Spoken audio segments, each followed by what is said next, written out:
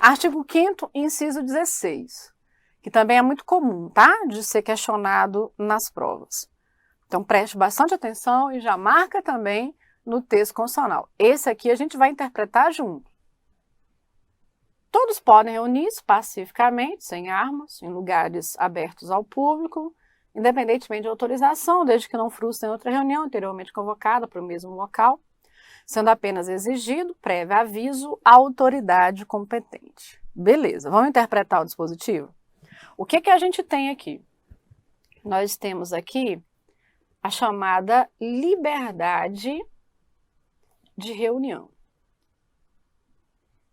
Do que se trata? Então, o texto constitucional está dizendo que nós, todos quem? Brasileiros, estrangeiros, todos nós podemos nos reunir pacificamente em lugares abertos ao público. Então, o que o texto está dizendo é que nós podemos usar de lugar aberto ao público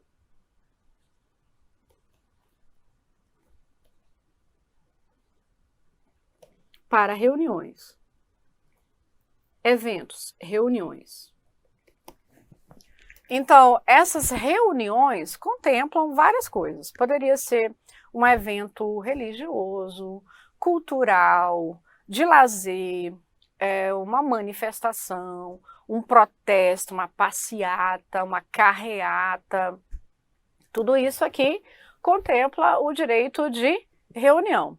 Fazer uso de lugares abertos ao público, não necessariamente patrimônio público, mas lugar em que qualquer um pode entrar, para fazer, então, esses nossos eventos, essa nossa reunião. Na ideia mais simples, nós temos isso. Aí o texto constitucional vem e estabelece algumas condições. Aí fala assim, é preciso que o fim seja pacífico. O que ele fala lá no início, ó.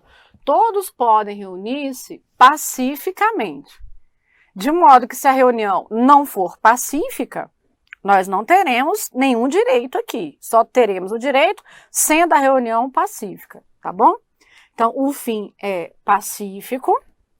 Nós não podemos usar armas, aqui arma branca ou de fogo, irrelevante. É irrelevante pensar também que temos ou não o porte de arma, tá? Isso aqui é totalmente desprezível a informação. Podemos ter o porte de arma, mas para fazermos a reunião não poderemos estar armados, tá? Não pode haver frustração de outra reunião.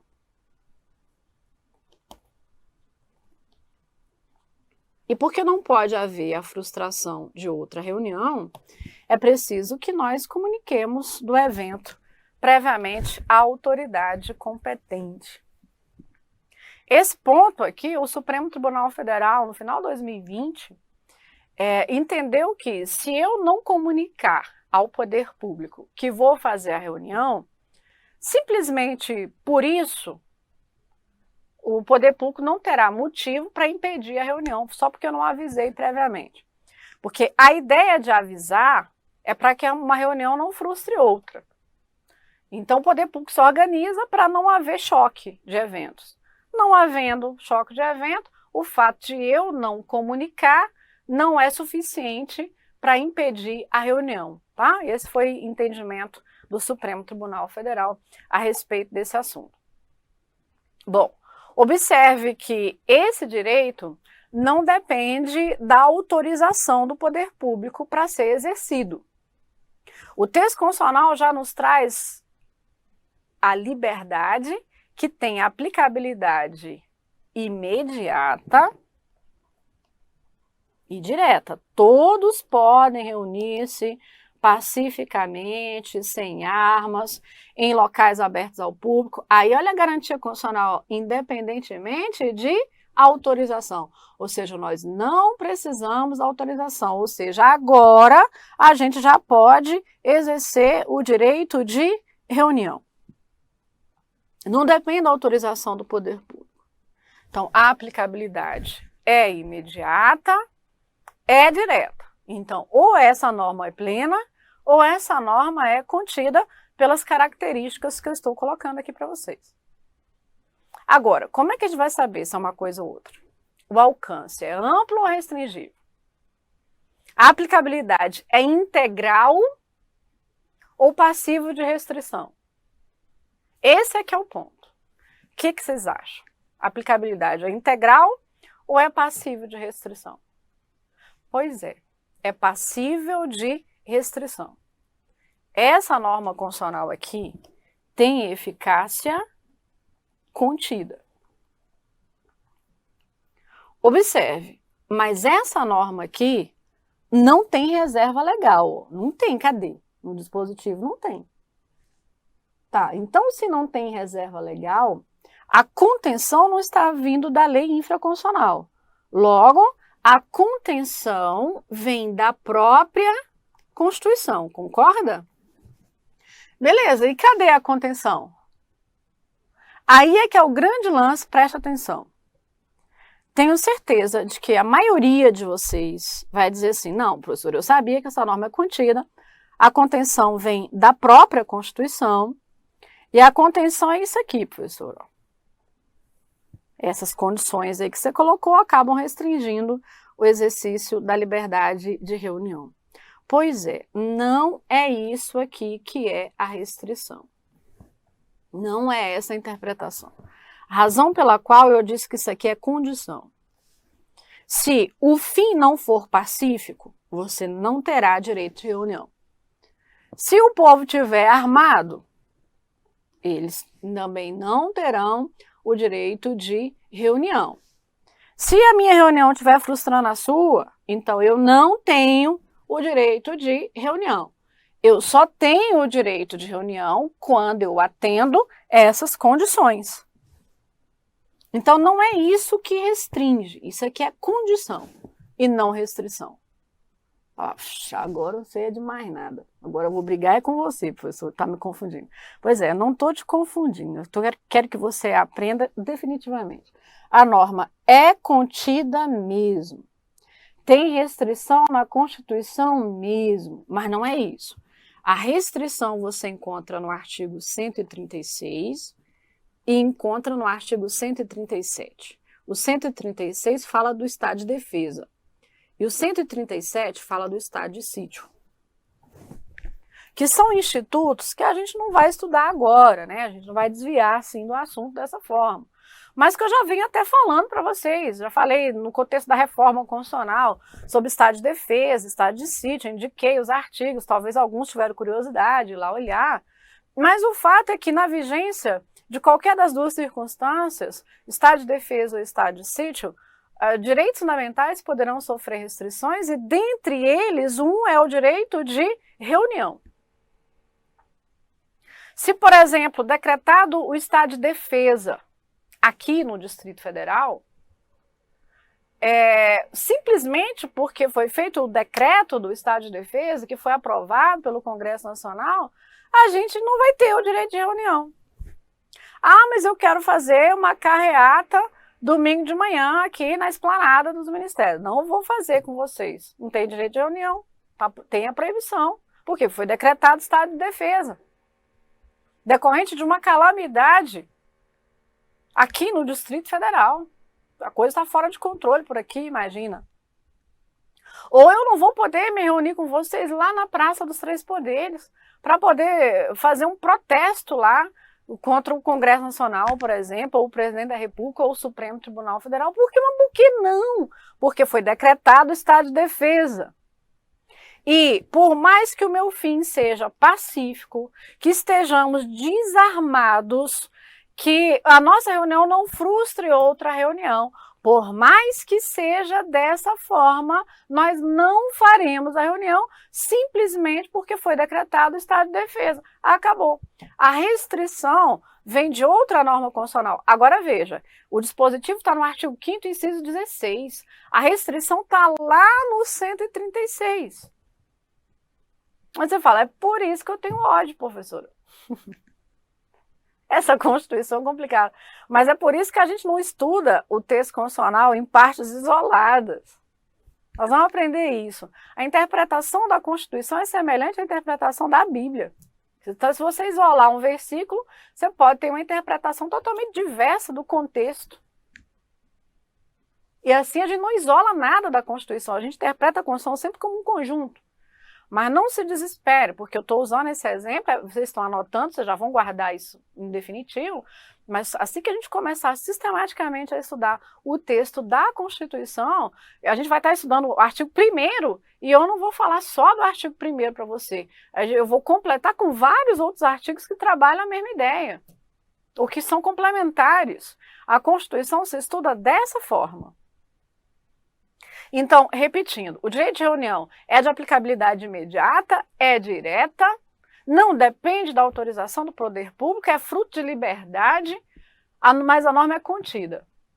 O alcance dela poderá ser contido. Qual é a contenção, professora? A própria Constituição estabelece.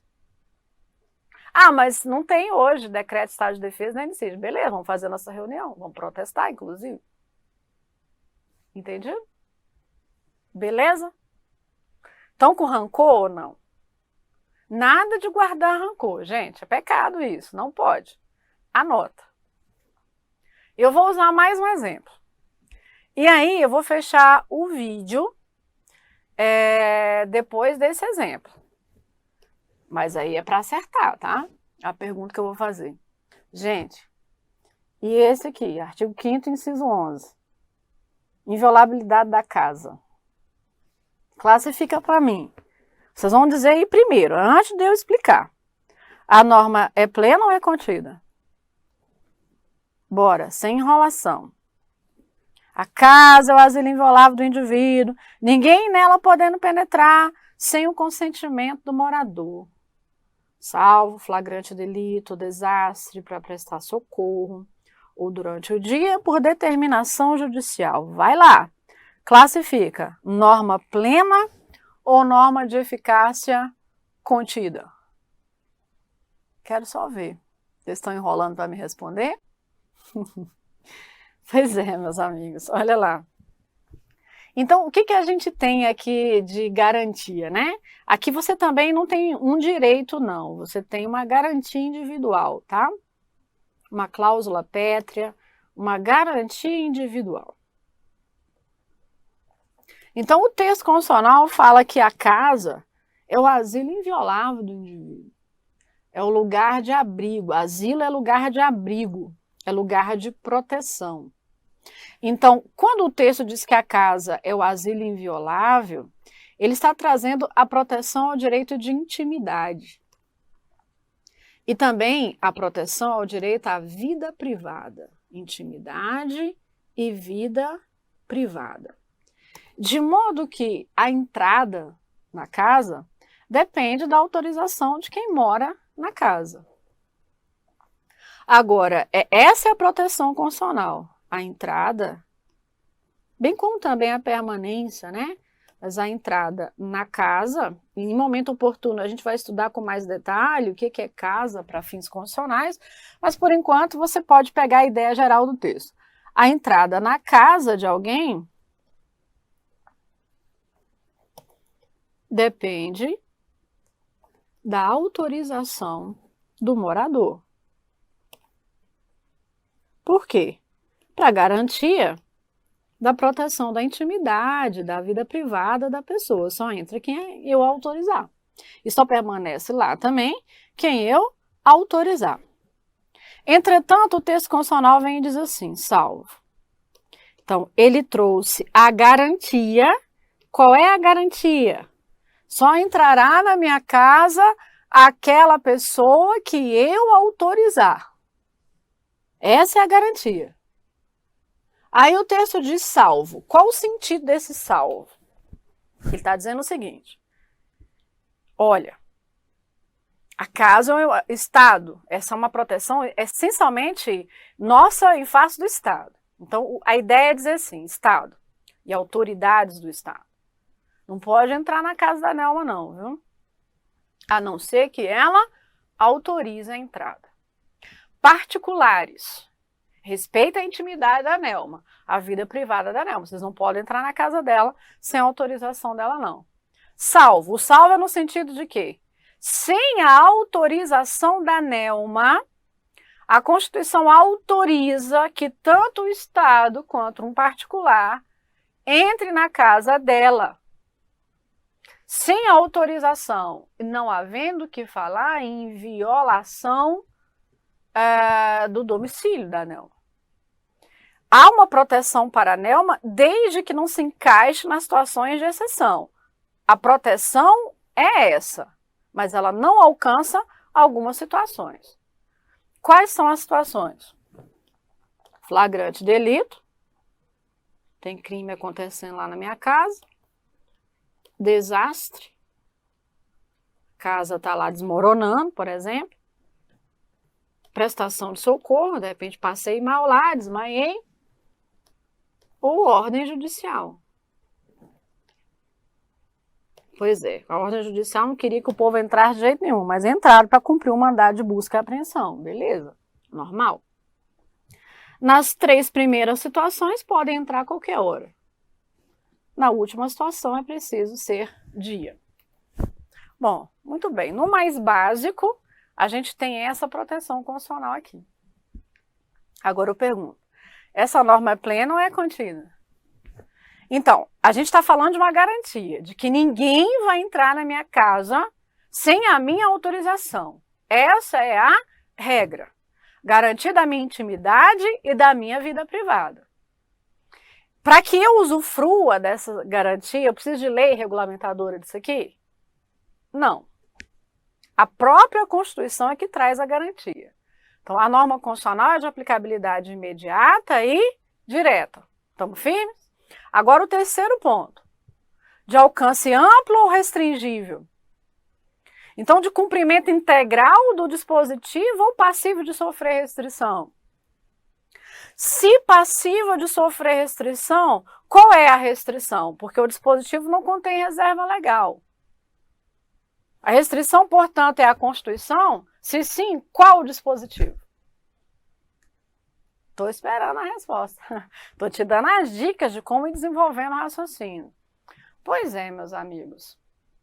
Essa norma constitucional aqui, para nossa sorte, é norma de eficácia plena.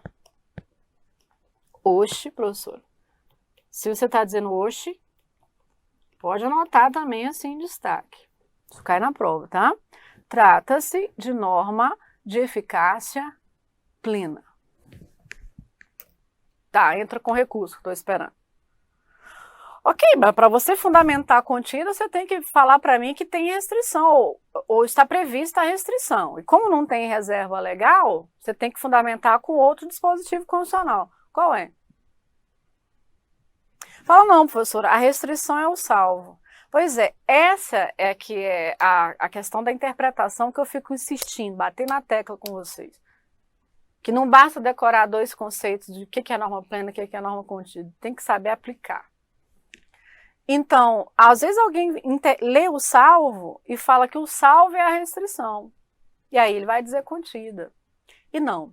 Esse salvo quer dizer o seguinte, você só tem a proteção nessa situação. Nesses casos, você não tem a inviolabilidade da casa. Em flagrante, desastre, prestação de socorro ou dia com ordem judicial, não se fala de garantia de inviolabilidade da casa. Você só tem garantia nas outras situações. Nessas você não tem. É isso que a Constituição está dizendo, ó. Eu garanto a sua intimidade e a sua vida privada. Ninguém vai entrar na sua casa sem sua autorização, exceto nesses casos. Nesses casos entra. E você senta e chora. Mas nesses aqui não entra não. Essa é a garantia.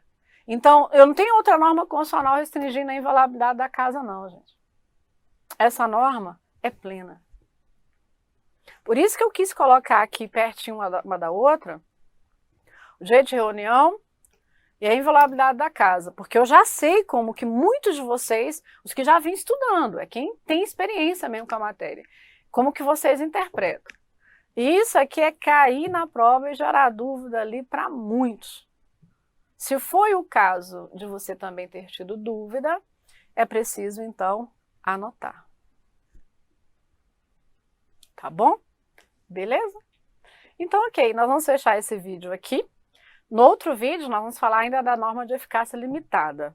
Mas dá uma respirada boa antes de assistir ao próximo vídeo, tá? Até lá!